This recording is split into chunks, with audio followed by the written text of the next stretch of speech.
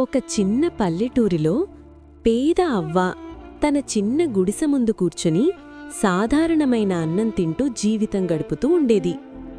ఆమెను చూసి ఇద్దరు ధనవంతులైన స్త్రీలు నవ్వుతూ మాటలతో ఆమెను అవమానించారు. మాటలేమీ చెప్పలేదు. బాధతో కన్నీళ్లు పెట్టుకుని చేతులు జోడించి దేవుడిని ప్రార్థించింది. నాకు ధైర్యం ఇవ్వు తండ్రి.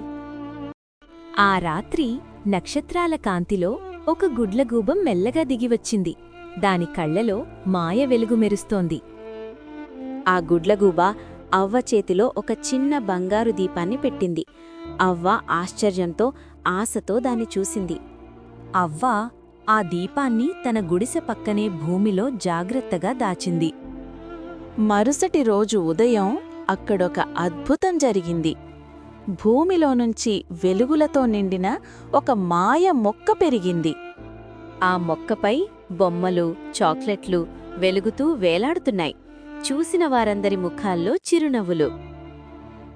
కొంతకాలానికి ఆ పేద అవ్వ శాంతిగా ఈ లోకాన్ని విడిచిపోయింది.